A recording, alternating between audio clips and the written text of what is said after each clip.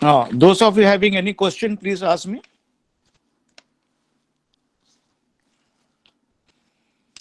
On the topic so far done. Yeah. Yeah. One discharge you learned. Can I proceed?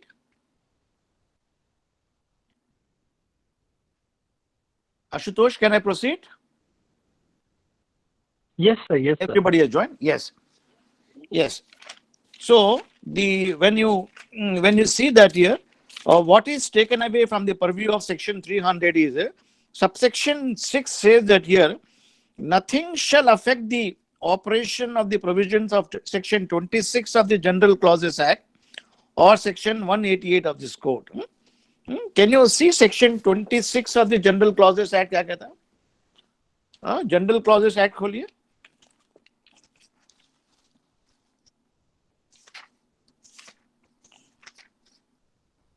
Section 26 says, provision as to offences punishable under 2 or more enactment, where an act or omission constitute an offence under 2 more enactment, then one offender shall be liable to be prosecuted and punished under either or any of the enactment, but shall not be liable to be punished twice for the same offence. So section 26 of the General Clauses Act, please note that the General Clauses Act is, you will find reference also, is a very important act. All of you students should know, and also young lawyers who are practicing. General Clauses Act reference you will find also in the Constitution of India.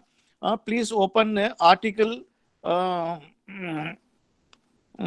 interpretation clause in the Constitution. Which is the interpretation clause in the Constitution of India? Yeah, I will give it to you right now. Section 367 खोलिए आप. Article 367. See, interpretation. Unless the context otherwise require, the General Clauses Act 1897 shall, subject to the adaptation and modification that may be made therein, and under the Article 372, apply for the interpretation of the Constitution as it applies to interpretation of the Act or legislature or dominion of India. That means the Constitution which was hurriedly drafted has not given definition of each and every term. The definitions of the terms were already mentioned in the General Clauses Act of 1897. So, when you do not find, fortunately CRPC has explained many of the terms, CPC has not explained many, and many other acts do not mention. So, when you do not find the meaning of any particular expression, you have to see the General Clauses Act. Now, you just now open and saw section 26 in General Clauses Act is more or less equal to article section 300 of the CRPC, same thing open. It says that it speaks of 372 in the article of the Constitution of India, which deals with continuance in force of the existing laws in India and adoption. Now, under the provisions of Article 395, you know that, which is the repealing, that's the last article in the Constitution. It repeals the Independence Act of 47 and the Government of India Act of 1935 and the abolition of Privy Council jurisdiction. Now, 1947 Act and 35, because our Constitution is adopted mostly borrowed from the Government of India Act for parliamentary purposes. So, Article 372 says continuance in force of the existing laws and their adoption. So, despite the repeal, whatever the existing laws which were in force in India shall be resorted to unless and until the parliament or state legislature has enacted a new enactment. So the parliament has not enacted several enactments. The parliament has not made serious amendment to the provisions of the General Clauses Act. So the General Clauses Act holds very good, and you please remember that for almost every definitions of a term, you will find it there. So this is the meaning of here. So section 26 and 188 to parchu के हमने. Then explanation clearly says that dismissal of a complaint which we learn under section 203 CRPC does not involve res judicata. Then discharge of the accused also is not a acquittal for the purpose of section. If a person is clearly discharged, because we learned under section 227 in CRPC, the court of session, without recording evidence, by merely perusing the charge sheet, come to the conclusion that there is no point, there is no necessity to go ahead in trial. Because the prosecution has not been able to prove bring and record the material which is necessary for prosecution of a case. The session judge under section 227 please can discharge the accused without recording evidence. That means, suppose at the time of the murder, at the trial of a murder of A by B, A is prosecuted for the murder of B. The police has not been able to get material eyewitnesses. The police has not able to find circumstantial evidence. The police has not able to find the dead body. The police has not able to get the autopsy report. When the body is not available, the question of autopsy report. So what is the cause of death? Who has committed death? What is the motive, preparation, mens rea? अगर वो चीजें नहीं रहे, just because B has disappeared, not available, some blood is found, and there are no the mark, there is no medical evidence, and there are no eyewitnesses, and the faulty investigation, naturally the session judge will say that there is no material, I cannot proceed with the matter, accused stand discharged.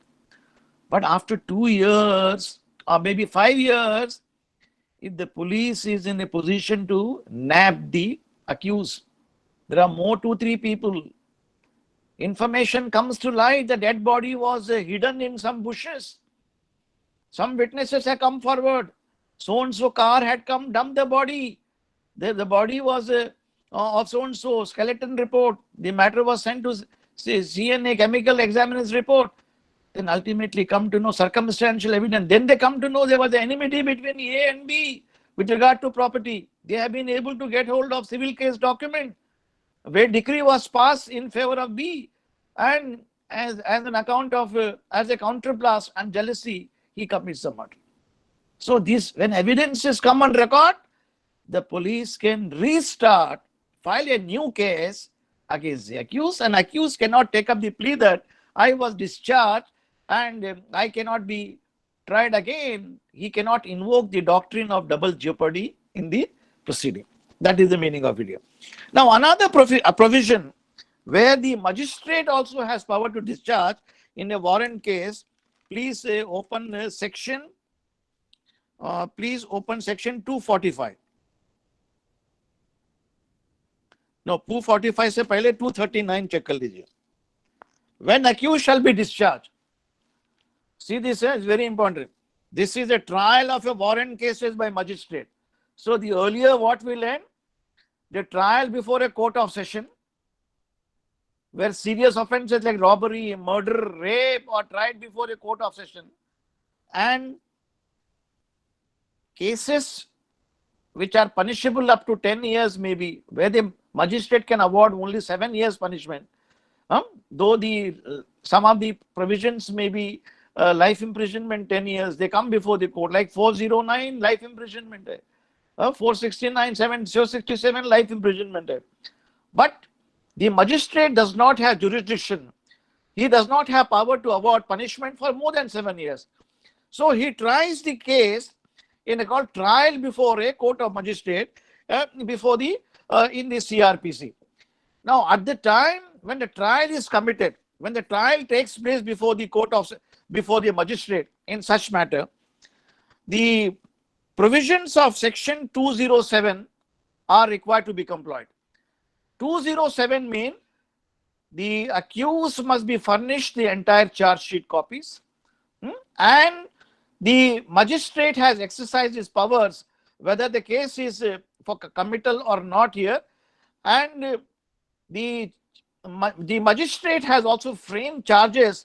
Now, charges are framed, the charges are, sorry, I'm sorry, even before framing charges, framing of charges come under section 211. When you open section 211 onwards, see section 211, that is chapter number 17. This is the provision with regard to framing of a charge. Now, when the charge sheet does not disclose any cause of action, when the charge sheet does not disclose, there is no material to proceed further. Why should the learned magistrate waste his valuable time and not make an application, ask the accused, the court can suo motu, go for discharge here. That is, that provision is there. Please kindly see section 239. Let us see 239. When accused shall be discharged, this is the power of the magistrate to discharge. If upon considering the police report under section 173 CRPC, and the document sent with the under 173, it is mandatory for the police officer at the time of the filing of a charge sheet to record the entire documents and maintain a police diary. Under section 172 CRPC, a police diary is maintained. And making such examination, if any. Now, this is whereas in a session trial, examination is not warranted, whereas under 139, examination may be permissible. But there are Supreme Court and High Court judgment which clearly say that examination is not mandatory. Then, if any of the accused magistrate think necessary, after giving the prosecution accused an opportunity of being heard, the magistrate considers charge of the accused being groundless, discharge the accused. So the magistrate must come to a definite finding that the charge is groundless. When there is no material to proceed, there is no question of wasting time. So it is the discretion of the magistrate to record evidence or not to record evidence, then he will discharge it. So once a discharge, the magistrate discharging, being under the impression there is no material in record, and the discharge order is not challenged by the accused by filing revision in the High Court or Sessions Court under the provisions of section 379 and 401 of the CRPC, nor an appeal is filed because not an appealable order. When it is not done, subsequently the police officer gathers material, he can file a new case against him. When a new case is filed, the accused cannot take up the plea that I have been discharged. So mere discharge will not ipso facto let the accused grant protection under the provisions of the doctrine of double jeopardy in the matter. Okay, then this is in a warrant trial tried by magistrate on a police report, that is FIR was filed, first information report, the police officer swung into action and recorded evidence. But there are cases where the police officer does not take cognizance. You know that, no? When a police officer does not take cognizance, you have a right to file a complaint under section 190, read with section 200 CPC. In a private complaint, that is the cases instituted otherwise than a report, these are the category of private cases. So all warrant cases are tried by the magistrate.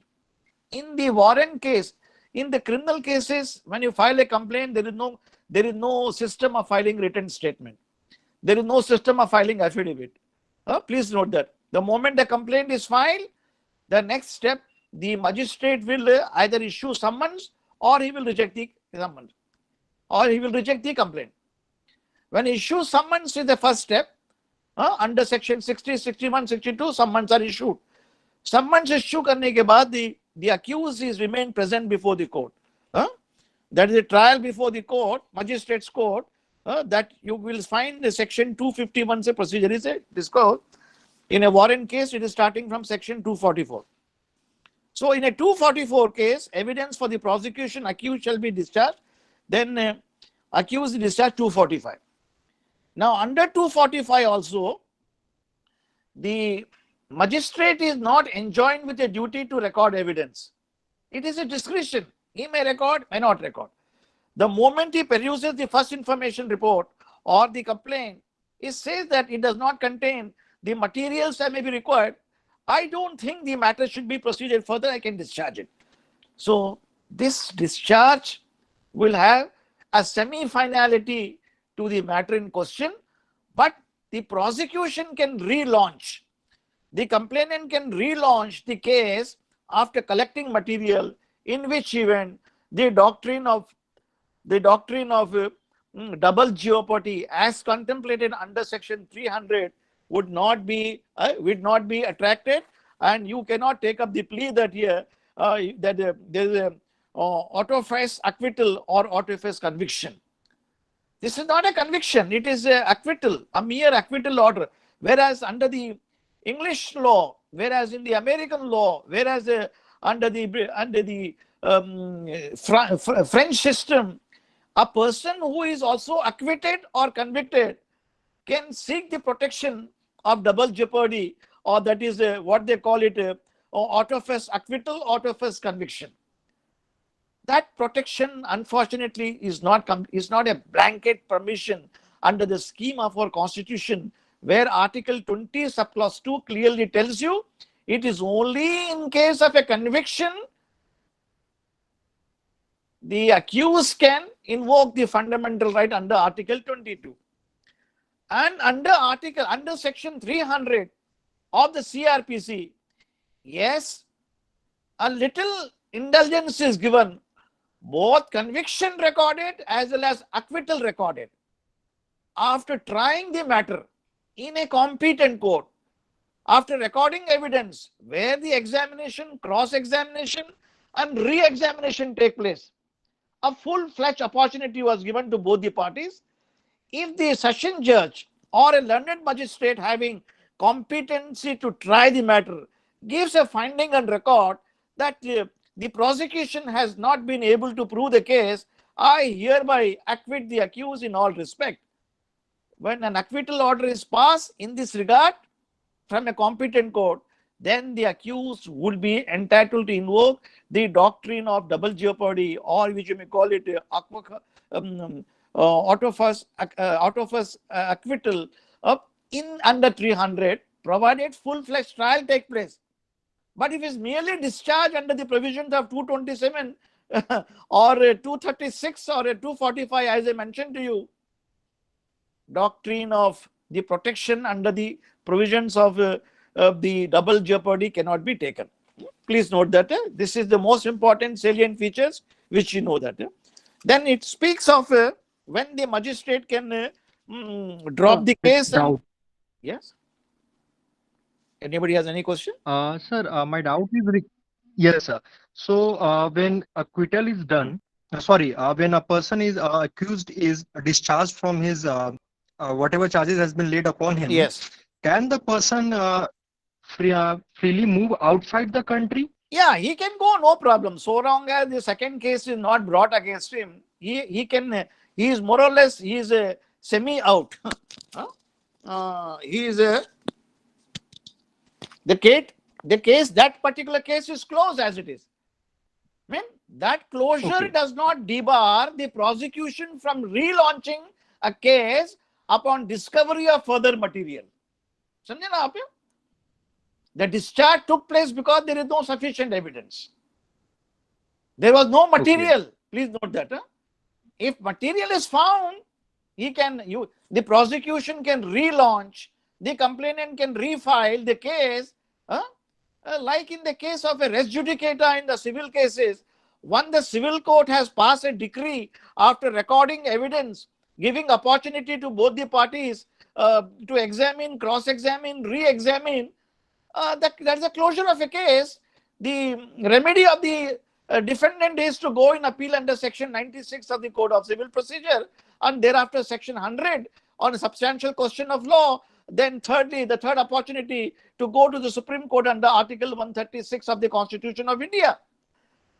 If the defendant has not invoked or exercised any of the powers under 96, nor a revision is filed under 115 CPC, nor a second appeal is filed under section 100, nor a writ petition is filed under Article 226 or 27, nor a SLP is filed under Article 136, in such a scenario, the res judicata is binding upon him. But the defendant can only say that the decree passed is a nullity the court was not having jurisdiction. Huh? The decree is for eviction of a particular tenant, only the court of small causes court has power. The city civil court has passed a decree. Then the decree nullity, the question of res judicata doesn't apply. The court was not competent. If a matrimonial court jurisdiction, a decree for divorce can be granted by family court in Bombay, but suppose some Qazi or Mullah, some Pandit has in a temple has given a divorce, in a writing, your marriage is dissolved, or some Padri in the church said that here, your marriage shall dissolve. That is not a decree. They are not competent forum, isn't it? The Qazi Yes, under the Qazi's Act is not a court. Similarly, a Panditji who can perform a marriage under the temple is not a court. There are places, small villages in India, the Pandits give a letter that the marriage is dissolved. There are churches who in India, they give letter of dissolution, annulment of marriage. But they are not courts. Isn't it? A Maulvi given talak dama, talak ho gaya. It is not a talak. Isn't it? The decree must be passed by a competent court under the Dissolution of Women's Marriage Act. The decree must be passed under the Special Marriage Act. The decree must be passed under the Hama Act. The decree must be passed under the Special Marriage Act or under the Parsi Matrimonial Act. A Parsis can take a divorce by coming to the High Court Bombay, where the jury system takes place.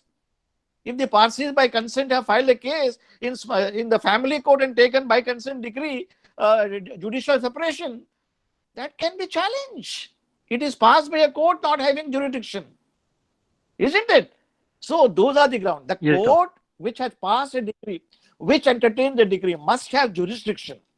Similarly, the criminal court which tried the accused and passed the order of conviction or recording discharge or dismissal or maybe acquittal, it must have jurisdiction. So only the court of session can try a murder trial. But if the magistrate, judicial magistrate first class in Thane has passed the order of conviction, it is illegal. But there are cases. There are cases of law. You can go through the judgments of the various courts, Supreme Court, High Court. They are gone. There are judicial officers who have made mistakes. We all are learning. Law is learning. समझे ना आप? Is that clear? What is the next sir. question? Another question. Yes. Yes, sir. So subsequently, time has been done against individual. The law of limitations, the workplace, that you have to file your FIR and charge sheet has to be done before a specific period of time. Similarly, Yes. if the person is dismissed, the dismissal has been done in his favor. Can law of limitation be invoked in the same regarding that the matter has not been listed out for like a specific period of time, and I should not be continued in the suit? Yes, that is one of the ground. For law of limitation in the CRPC, you have to see chapter 36. Starting from section 467 से लेकर section 473. But unfortunately, for offences which are punishable for more than 3 years, 7 years, there is no limitation. Now, see section 467, 468, where the offence is 6 months punishment with a fine only. The period of limitation shall be 6 months. If the offence is punishable with fine. So you should file a complaint within 6 months. If it is 1 year, the offence is punishable for a term of exceeding 1 year. 3 years, the offence punishable for 1 year exceeding. For defamation complaint, the magistrate passes a conviction order up to 2 years, up to 3 years, up to 2 years. So such complaint must be filed within 1 year under 500, 501, 502. So after that, it is time barred.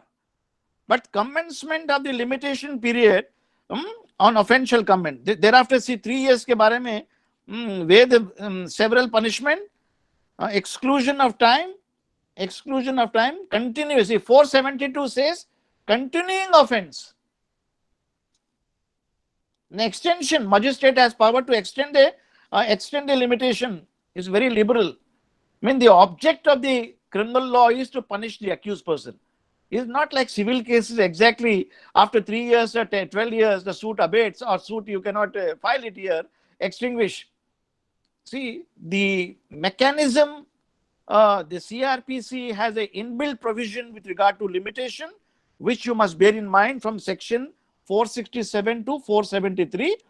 Continuing offenses, like under the Indian Limitation Act, if the cause of action is continuing under section 21, I think it is, the suit can be filed.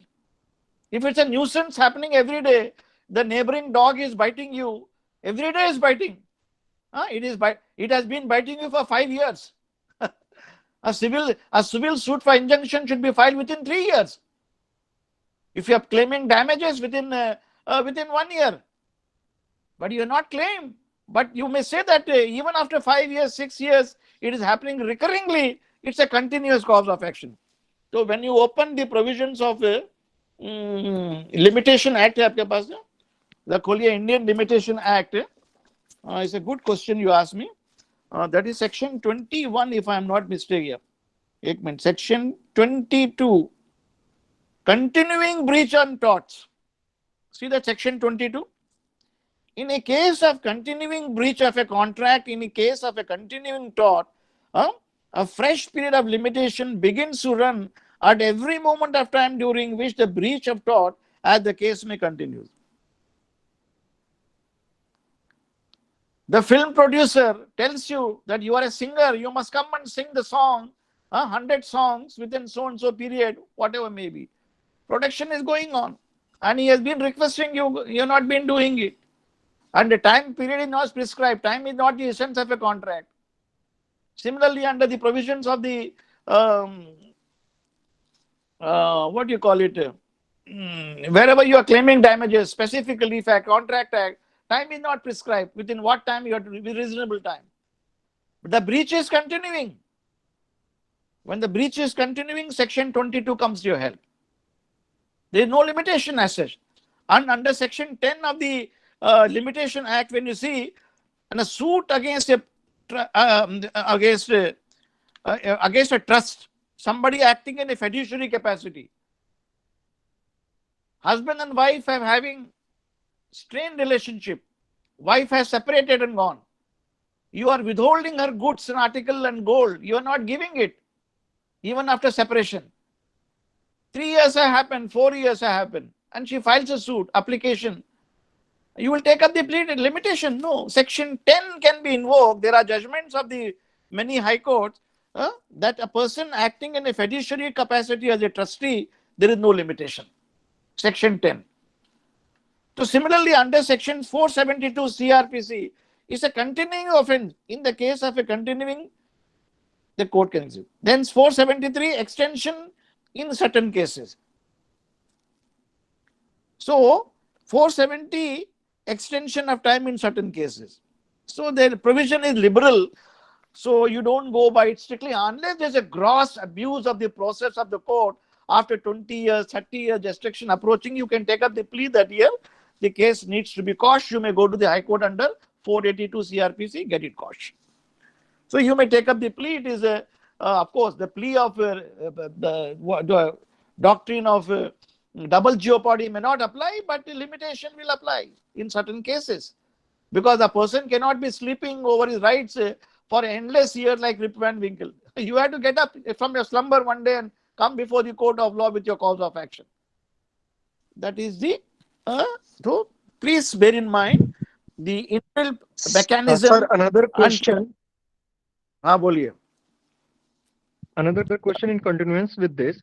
So someone has invoked their right to file a suit, and police officials couldn't find subsequent evidence to frame the person on which the charges were grounded against him, and he was given discharge from the. So does who has given law of discharge? limitation? Police has given. No, police has given discharge. No, sir. The magistrate or the discharge. See, when there is no evidence to the police officer, see, when there is no evidence, the police officer after investigation comes to the conclusion that there is no evidence in the matter. Then the police officer himself has a power to discharge. You know that? That section you will find 169. Release of the accused when evidence is deficient. See, if upon investigation under this chapter it appears to the officer in charge of a police station that there is no sufficient evidence or reasonable ground of suspicion to justify forwarding the accused to magistrate, such officer shall, if such person is in custody, release him on bond, executing within without sureties.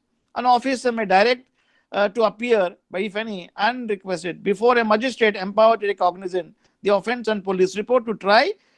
So the accused, the police officer need not commit the accused to magistrate. He may say that there is no evidence. Of course, the order with regard to discharge will be passed ultimately by the magistrate. Police officer cannot pass, he can only recommend. He can release him. He has got the power to release him and bring him on surety and surrender. But he will say that when there is no evidence, how can I proceed? So 169 Okay, gives the power. Then under the provisions of CRPC, magistrate can discharge the that is one section that is we read out to you 236. Abhi padhe na 236. Where I'm sorry. No, sorry. 239. When accused shall be discharged. This is in warrant cases. 236 and 245 karo, open kare. When accused shall be discharged. This is cases otherwise than in police report. So in a private complaint where a warrant case is tried, warrant case means case which is punishable for more than 2 years. So the magistrate himself can discharge without recording evidence. Or magistrate has a liberty to record evidence also. Then in summon cases, there is no provision for discharge.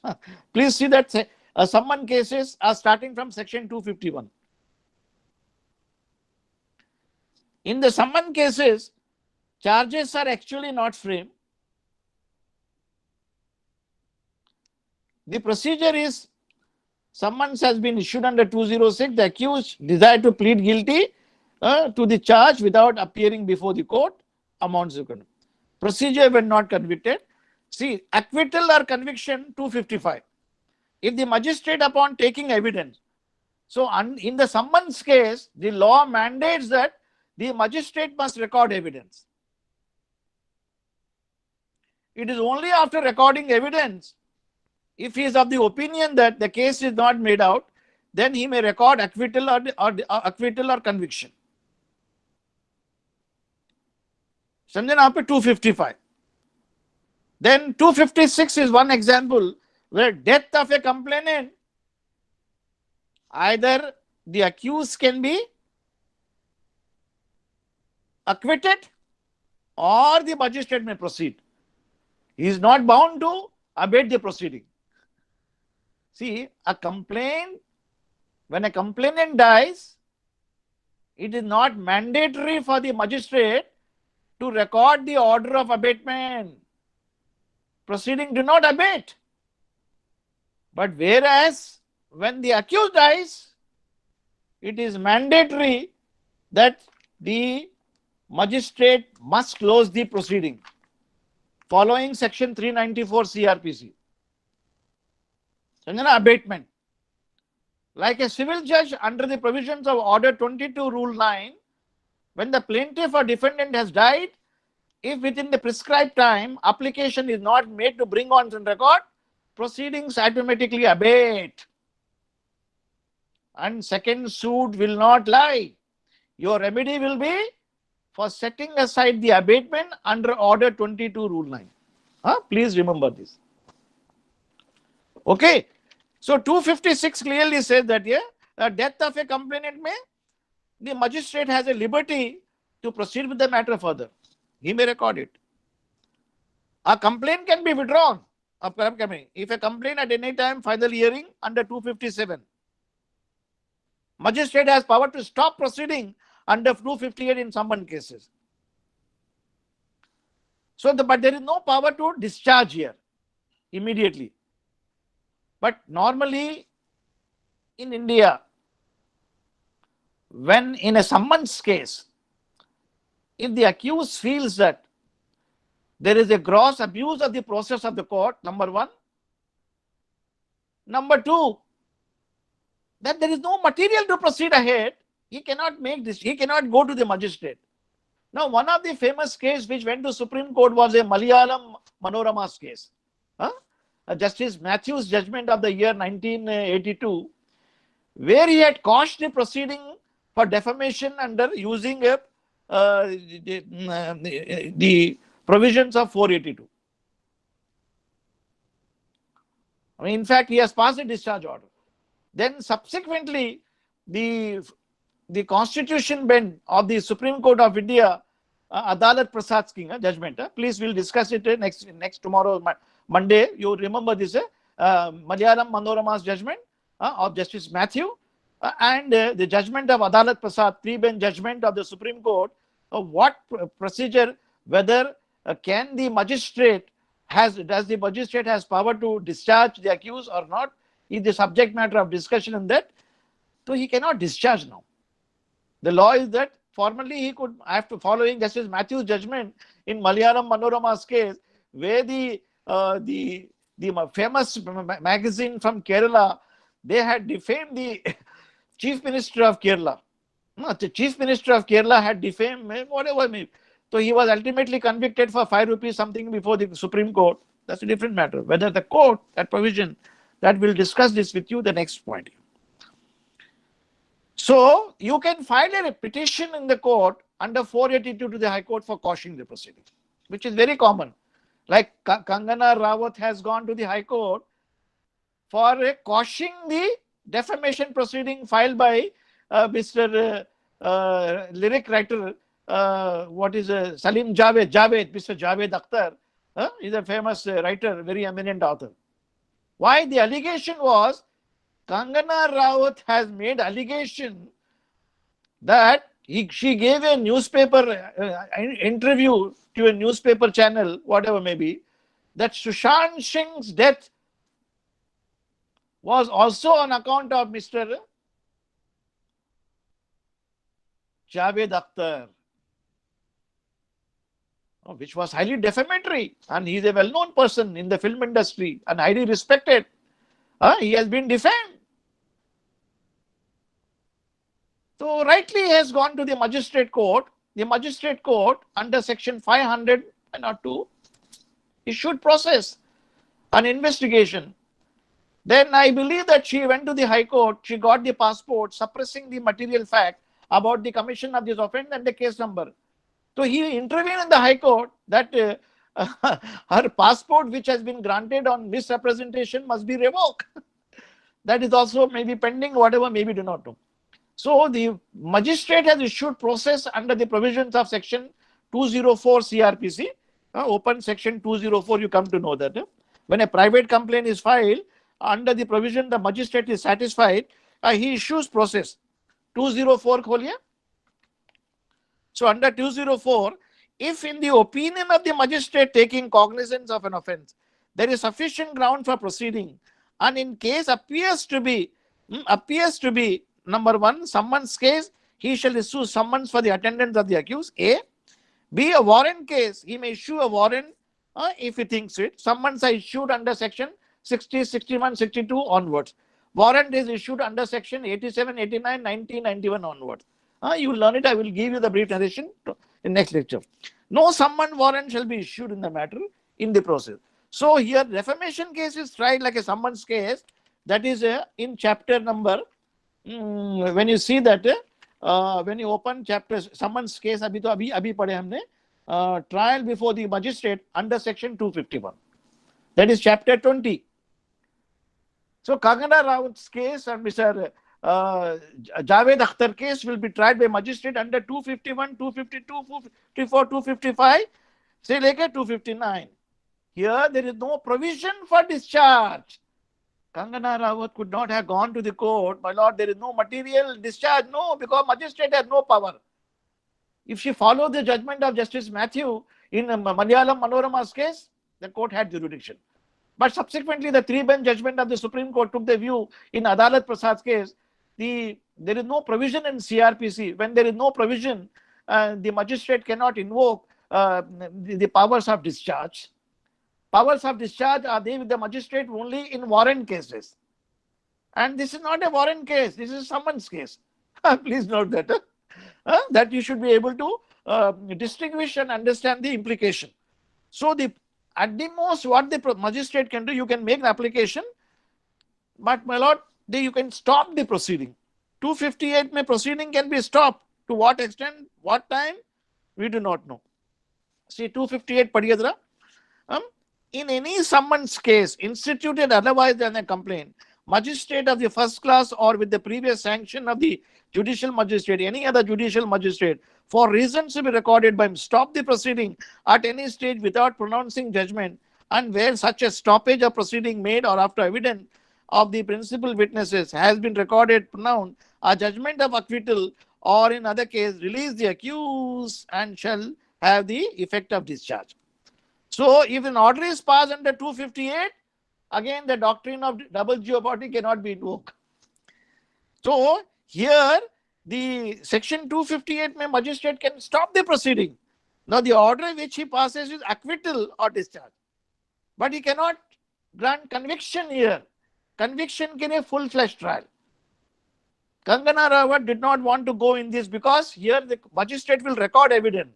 She doesn't want the magistrate to record evidence. She feels, according to her, the complaint is a bereft of material. Sufficient documents are not accumulated. See, when you see in a private complaint under section 204, one of the requirement is documents must be exhibited. If documents are not exhibited, complaint can be quashed by the High Court. See that section 204 subsection 2 check karo aap. No summons or warrant shall be issued against the accused under subsection 1 unless a list of prosecution witness has been filed. So you have to file the list of witnesses. So remember that here, whenever you are proceeding, you must file the list of witnesses. Then 3 speaks of, in a proceeding, complainant in every summons case, warrant case, shall be accompanied by copy of such complaint. So, like a plaint must be accompanied, your plaint under the provision of Order 7, Rule 14 mandates you, you must exhibit all the document. Isn't it? If you do not exhibit the document under plaint, under Order 7, Rule 14, and the defendant to the written statement under Order 8, Rule 1A, both the plaintiff and defendant would be debarred from using the document at the time of the trial. Only those documents. Which document you cannot disclose? As a plaintiff or defendant or in criminal prosecution, you need not disclose those documents which have the effect of contradicting the other party under section 145 of the Evidence Act. Means certain admissions made by the party.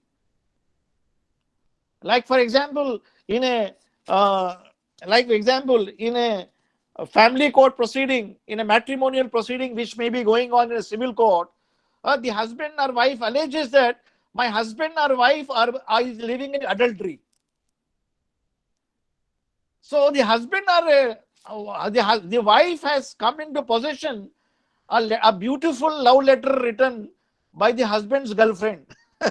Samjha, that letter written by the girlfriend or written by the husband to her under his signature in his own writing, when she is seeking divorce, she need not exhibit to the plaintiff. She can use him against him in cross-examination under section 145 of the Evidence Act. Now open section 145 of the Evidence Act. You will come to know.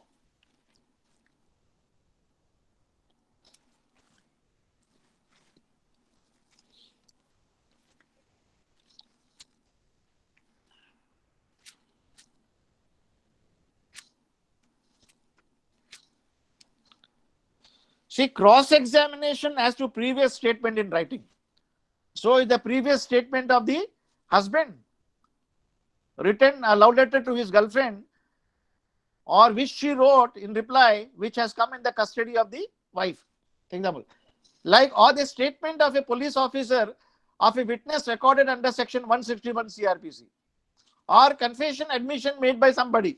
Now see, a witness may be cross-examined as to previous statement made by him in writing or reduced into writing or relevant matters into question without such writing being shown to him.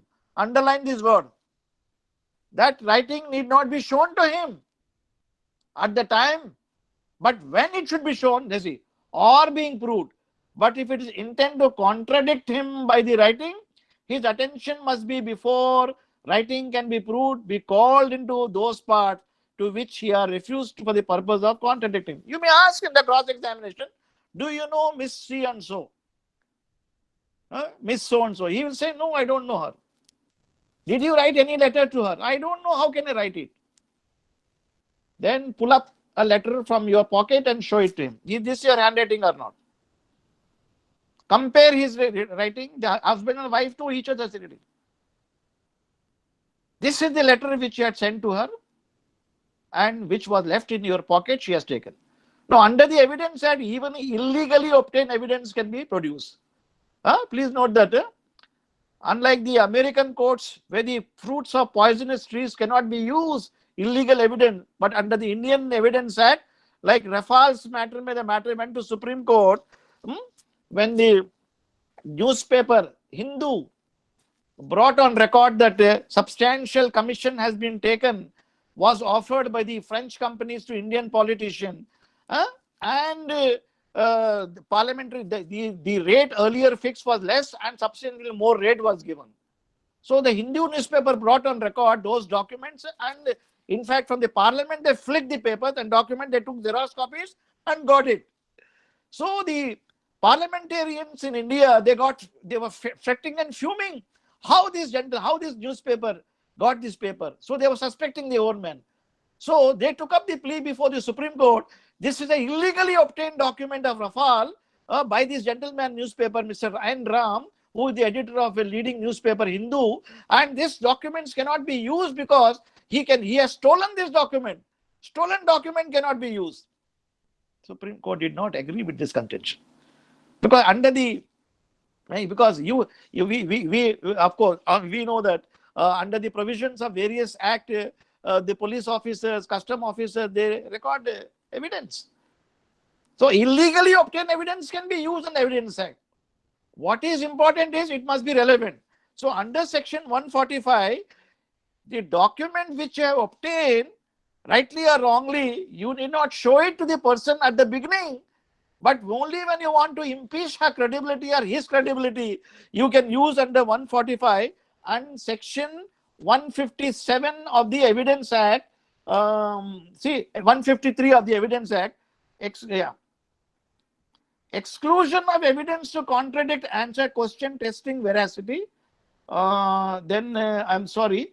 Then see 155. Impeaching the credit of a witness. The credit of a witness may be impeached in the following ways to others. So the wife can impeach the credit of the wife for producing with the consent of the court. Number one, the evidence of the person testify that their knowledge, witness, believed to be true, proof that the witness has been bribed, or the proof of former statement inconsistent with any part. So his evidence in the court, he said he don't know her. He doesn't know her. Now he wrote a letter which he admits it here. So which statement is correct? You can ask him. You have told before the court you don't know her. Now is this letter I shown to you which you are admitting, which statement is correct? That is what. Now just to clear your doubts, you open your CPC, CPC order 7 rule 14 check karo. Order, this is very important provision about the documents which will be helpful to you in Evidence Act and also in the CRPC, in the CPC. Order 7 rule 14 check karo aap.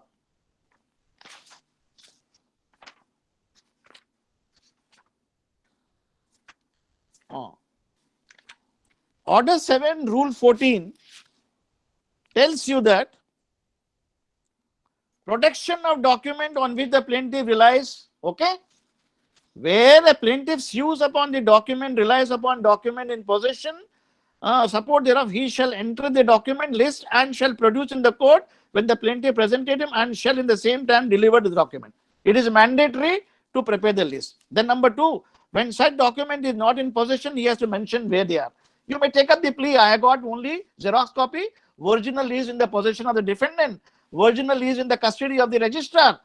They become a secondary evidence on the Evidence Act. I will tell you later on how to examine how to prove the secondary evidence. Number 3, check karo.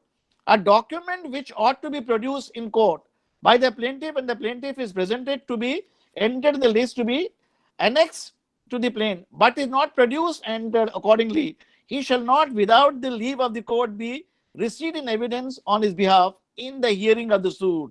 So if he doesn't disclose the document or produce, he is barred from producing without the leave of the court. Now subsection 4, check karo. Nothing in this rule shall apply to document produced for cross-examination of the plaintiff witness or handover to witness merely for refreshing memory. So cross-examination and referring, which we read. So similar provision is made for defendant under Order 8 Rule 1A. Check karo aap. Order 8 Rule 1A. Under Order 8 Rule 1A, duty of defendant to produce document upon which relief is claimed or relied upon by him.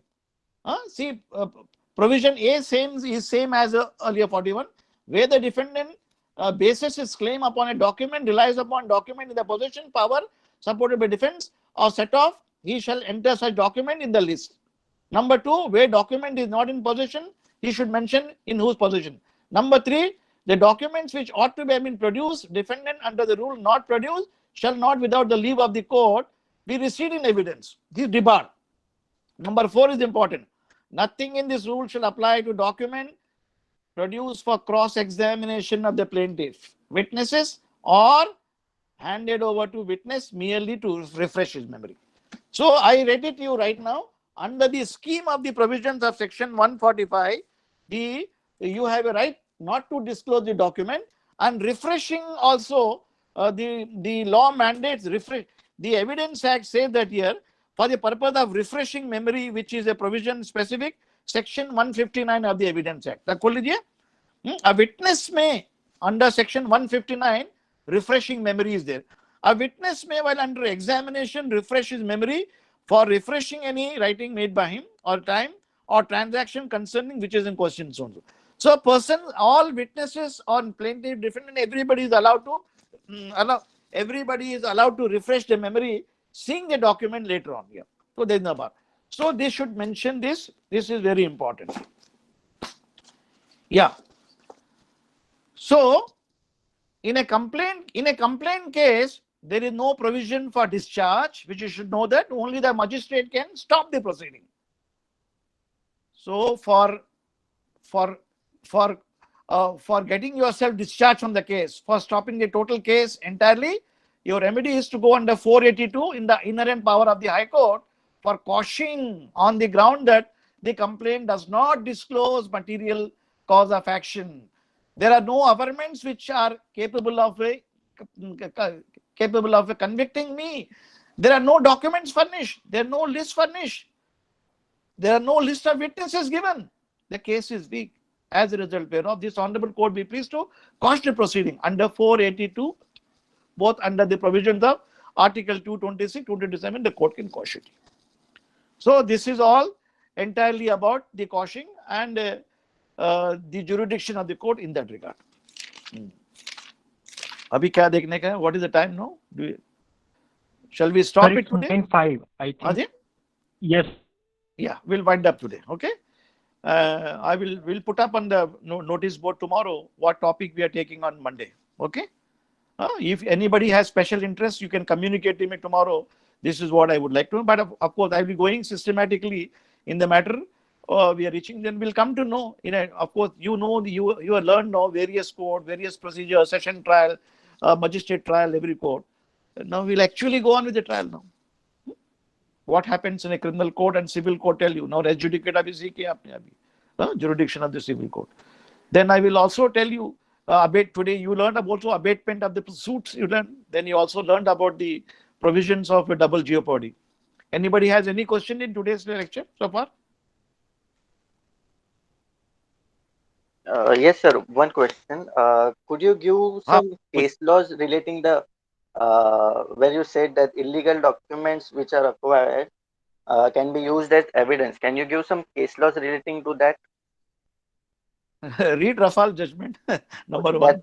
okay, Indian. okay, sir. Rafale भी पढ़ो, मैं देता हूँ तुमको. Tomorrow I'll give you. Next lecture I'll give you. I got Okay, the collection of cases because I conducted several trials. We have produced such evidence. sure. I will give you. Thank you. Monday I will give you. Okay. और कुछ पूछना है किसी को? Anybody has any problem? Any question?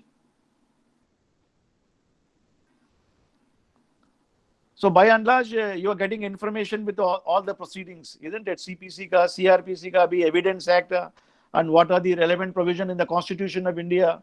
That is how you have to expand your knowledge. Just reading one particular book, you will not get it, and you require to marshal your ideas in the matter.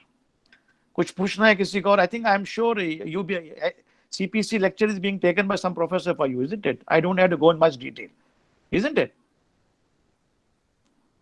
But any topics which you have any doubt, you let me know. I will throw light. I will give you the judgment. I mean the entire lecture with case law. Any topic. But I will go on my own way on the footing that here you are being taken care of by the CPC.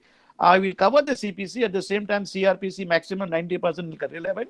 But I will give you the analogous provision and the case law in the CPC also. Okay. Anybody has any question before we call it a day?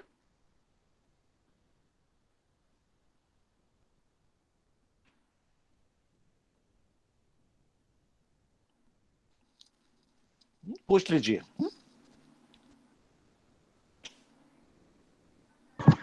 So I think no one has any doubt.